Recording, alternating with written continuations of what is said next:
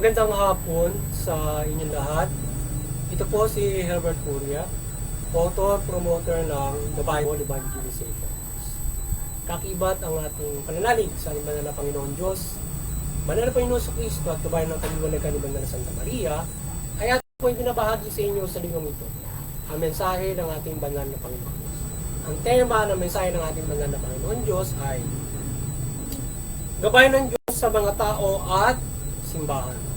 Ngayon ay babasahin ko po sa inyo ang mga mensahe ito mula doon sa bagong tipan ng mabuting balita na paghahari ng ating banal na Panginoon Diyos sa pamamagitan ng banal na Panginoong Jesucristo. Ayon po dito sa mga taga-Roma, Kabanata 16, 15, talatang 7 hanggang 11. Ito po ang mensahe. Kung paano kayo'y malugod na tinanggap ni Kristo, kayo din ang gawin ninyo sa isa't isa upang maparangalan ninyo ang Diyos. At sinabi pa rin, purihin ninyo ang Panginoon, kayo mga hintil, ang lahat ng bansa ay magpuri sa Kanya. Ipagpatuloy po natin sa 1 Corinto Kabanata 1, talatang 10. Ito po ang mensahe. Mga kapatid, ako'y nananawagan sa inyo sa ngalan ng ating Panginoong Hesukristo. Magkaisa kayo sa pananalita, isipat, layunin, upang mawala sa inyo ang pagkakabahabahagi. Ipagpatuloy po natin sa 1 Corinto Kabanata 12, talatang 27 at talatang 28. Ito po ang mensahe. Kayong lahat ang iisang katawan ni Kristo at bawat isa'y bahagi nito. Naglagay ang Diyos sa iglesia, una ng mga apostol, ikalawa ng mga propeta, at ikatlo ang mga guro. Naglagay din siya ng gagawa ng mga kababalaghan, mga magpapagaling ng mga may sakit, mga tagapagtulong, mga tagapangasiwa, at mga magsasalita sa iba't ibang wika. Papatuloy po natin sa mga taga-Korinto, 1 Corinto Kabanata 12, talatang 4, talatang 7. Iba't iba ang kaloob, ngunit isa lamang ang Espiritu nagkakaloob ng mga ito. Iba't iba ang paraan ng paglilingkod, ngunit isa lamang ang Panginoong pinaglilingkuran. Iba't iba ang gawain, ngunit isa lamang ang Diyos na sumasa lahat ng taong gumagawa ng mga iyon. Ang bawat isa binigyan ng kaloob na naghahayag na sumasa Kanya ang Espiritu para sa ikabubuti ng lahat. Ito po ang mga salita ng ating banal na Panginoon Diyos at mensahe sa likod ito sa ating pagbabahagi ng The Bible Evangelization o ng mabuting balita dito sa The Bible Evangelization. Ating po pasalamatan ng ating banal na Panginoon Diyos at maraming salamat sa Kanya sa Kanyang mensaheng ito at Kanyang salita. Ngayon, paliliwanag ko po sa inyo ang mga mensaheng ito mula sa tema na gabayan ng Diyos sa mga tao at simbahan.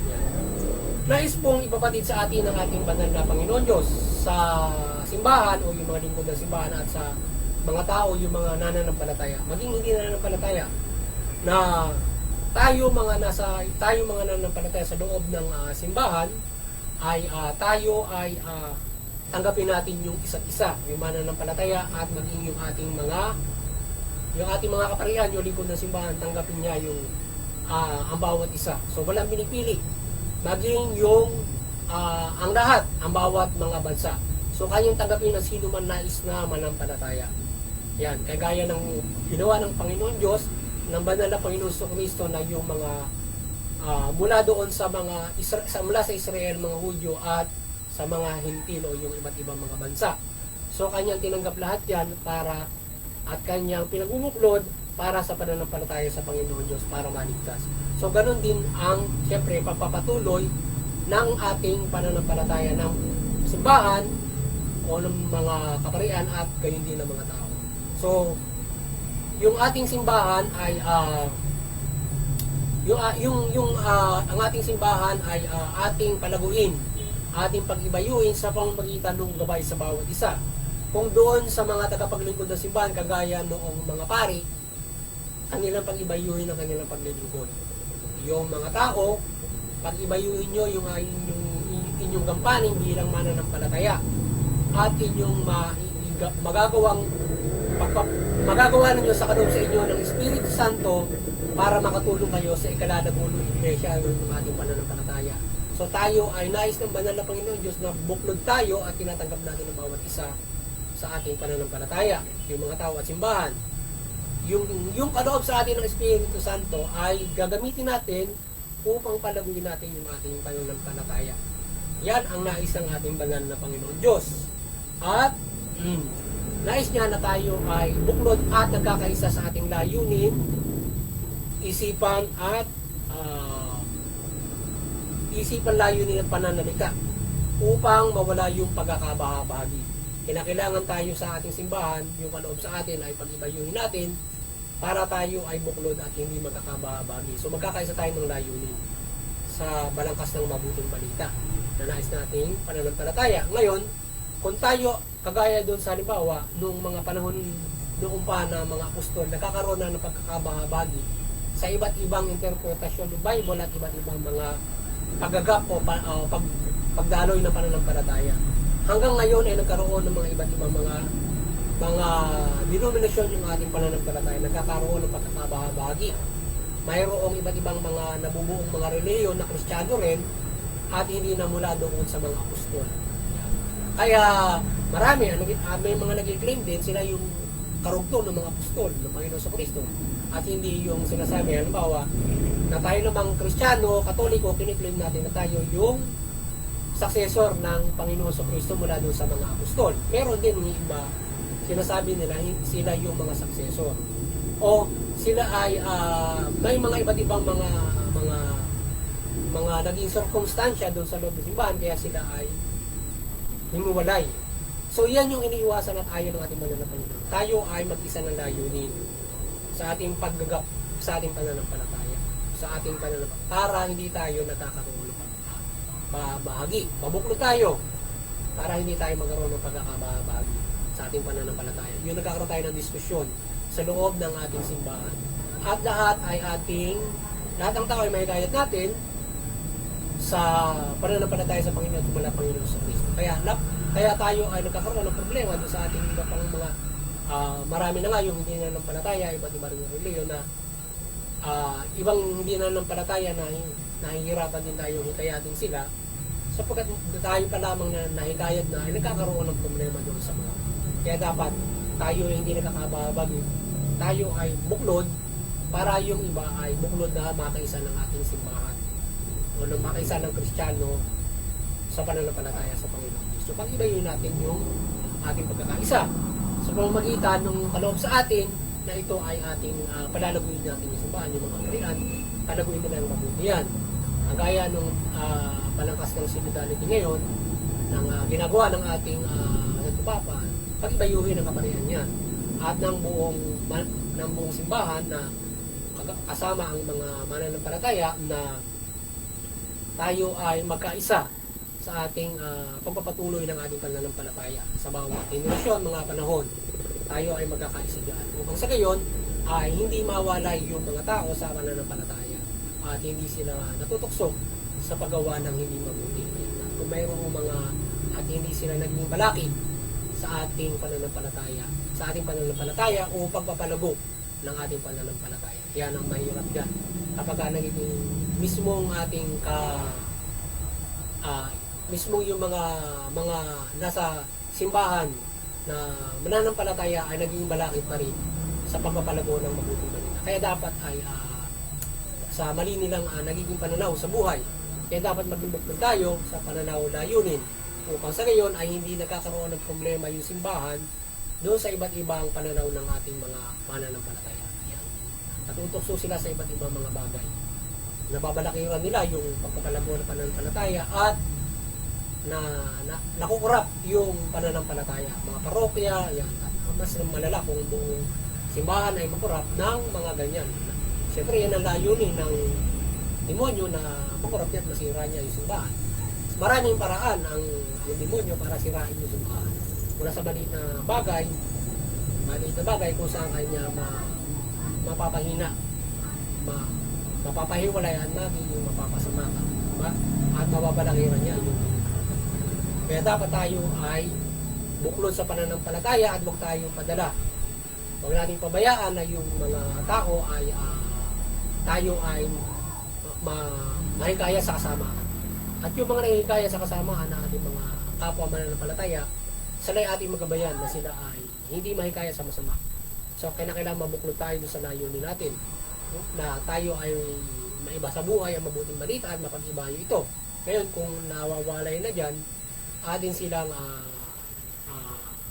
i-retrieve para sila ay hindi mawalay sa pananampalataya. Ngayon, bahala ang Diyos sa kanila kung sila ay nagpapatuloy sa kanilang maling gawain. So, yan at muli sana ay nagabay na naman kayo ng The Bible Evangelization sa inyong spiritual na pamumuhay at magkaroon kayo ng malaking pag-asa sa kaligtasan ng spiritual. At sa inyong pang-araw-araw ng buhay ay magawin kayo sa inyong mabuting pamumuhay. At sa gabay ng Banal na Santa Maria, tayo patuloy na naman tayo na maliwanagan ni Banal na Santa Maria ang lahat sa ating pagbabahagi ng mabuting balita. At kayo ay patuloy na mahigayat sa pagtalima ng mabuting balita. So sana patuloy tayong pagliwanagan ni Banal na Santa Maria sa pagbabahagi ito ng kanyang paghimala, ng kanyang kaliwanagan at iba't ibang mga paghimala mula sa Panginoon Diyos, Banal na Panginoon sa Kristo at Espiritu Santo. So sana yung Panginoon Diyos, Banal na Panginoon sa Kristo, gabayan tayo ng kaliwanagan mula Banal na Santa Maria at iba't ibang niyang gabayan ng kaliwanagan at pagpapala o mga pagmumilagro himala sa pagbabahagi natin ng mabuting balita. Tayo patuloy na napalataya dyan. Ngayon, hindi sa lahat itong ating yung himala niya na mapalaganap ang mabuting balita, yan ay ating gabay upang tayo magkaroon ng kaligtasan sa espiritual. Yan ay higit natin pakinggan at pag-ibayuhin upang tayo ay mas maliwanagan tayo, upang tayo ay maliwanagan sa ating isipan. At kung tayo gabayan ng pagpapalang yan, tayo ay sa ating pagbabahagi, tayo ay magpasalamat. Ngayon tayo naman bawat isa na nanampalataya tayo ay tayo ay manampalataya ng lubos upang tayo magabayan sa iba't ibang pagpapala ng ating mga. Pwedeng tayo gabayan din ang bawat isa kagaya ng ating pananampalataya, nagabayan tayo ng kaliwanagan ng Panginoon Diyos, Panginoon Kristo at Espiritu Santo. Yan. At iba't ibang niyang paggabay sa ating pang-araw-araw na pamumuhay. Hindi man sa ikaw yung ginabay ng himala na ganyan, o ikaw ang magdala niya para yung mga tao ay maliwanagan, ay tayo ay may iba't ibang pagpapala ang Diyos sa bawat isa sa ating mga kahilingan at iba't ibang gabay para sa pangkalahatan. Yan ang magandang pagpapala sa ating mga Diyos. Sa ating mga nanampalataya sa Diyos. May gabay ang ating simbahan at ang lahat ng nanampalataya. Bawat isa at ating mga kahilingan sa ating mga mula Panginoon, Yesu Cristo. At muli, doon sa interfaith unity, tayo ay magkaisa. Bawat mga reliyon, nanuwain natin yan. Yung mga umibana ng isang pagbabahagi ng ating pananampalataya na nagkaroon ng iba-iba ng reliyon, tayo magkaisa sa interfaith unity. Tayo magunawaan dyan doon sa mga hindi natin na pagkaunawaan. At maging doon sa iba't ibang mga reliyon, iba't ibang mga sekta na tayo magunawaan sa ating mga reliyon. Ang sa gayon, hindi tayo nagkakaroon ng hidwaan sa ating paniniwala at paghikayat ng mga tao sa ating pananampalataya. Hindi tayo nagkakaroon ng problema para tayo magtungulian kung paano natin hihikayatin ang mga tao sa pananampalataya sa Diyos. Magkaisa tayo sa ating interfaith unity, sa ating pananaw, sa ating paniniwala. At pangunahin dyan ay makapagpairan tayo ng kapayapaan. Yan, pagkakaisa, kapayapaan sa ating mga reliyon at eheko sa bawat mga lipi, wika, bansa. Upang hindi nagkakaroon ng mga digmaan, hindi yan. At tayo ay nakakaisa sa mabuti. Sapagkat yan ang gusto ng Diyos, ng ating banal na Panginoon sa kapayapaan. Maging yung hindi nananampalataya kayo yung makaisa sa ating sa interfaith unity upang maunawaan nyo ang reliyon. Kaya mga atheist, mag-isa kayo paano maunawaan nyo ang reliyon. Yung mga hindi nananampalataya o walang pananampalataya, makaisa kayo dyan. So doon naman sa CBCP Vatican Church, maliwanagan kayo ng Banal na Santa Maria. Patuloy niyo pagbuklorin ang sangkatauhan mula man sa Pilipinas sa pananampalataya sa ating banal na Panginoon Diyos mula Panginoon sa Kristo at yan. Sa ating muting kailan sa pagbabahagi ng The Bible Evangelizations ay patuloy natin gabayan tayo ng Banal na Santa Maria sa pagbubuklod ng sangkatauhan sa pagbabahagi ng mabuting balita o pagbubuklod ng sangkatauhan sa pananampalataya sa Diyos mula mabuting balita at Panginoong Kristo. At sa mga kapamalaan kayo maliwanagan ng Banal na Santa Maria at tanimahin nyo ang mabuting balita at ito'y makagabay sa inyo sa mabuting pumamahala, pagpapairal ng patas ng justisya karapatang pantao, pagtugon ng karapatang pantao. Maliwanagan kayo, magabayan kayo ng mabuting balita, mamahala kayo ng mabuti, magpahiral kayo ng patas ng sika at matugon yung karapatang pantao. Sa gabayan ng mabuting balita, sa gabayan ng banal na Santa Maria. Yan. Mula sa bansang Pilipinas at lahat ng mga bansa.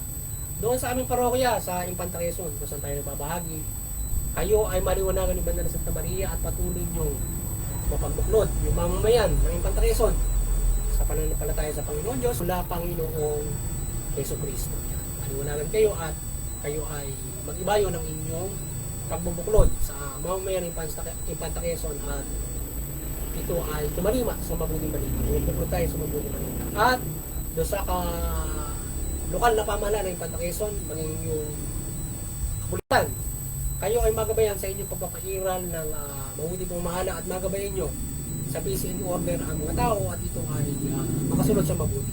Sapagkat yan ang nais ng ating banal na Panginoon Diyos. Ginawa niya ang mga kapamahalaan upang tayo ay magabayan. Ito ay makagabay sa napersa doon sa peace and order o kaayusan ng ating lipunan. At makapanampalataya tayo sa Diyos ng mapayapa at walang kaguluhan. Doon sa mga taong nakalilihis ng landas at mga taong hindi nanampalataya na nagkakamali, nakalalapag na batas. Magandang hapon sa inyo lahat. At God bless.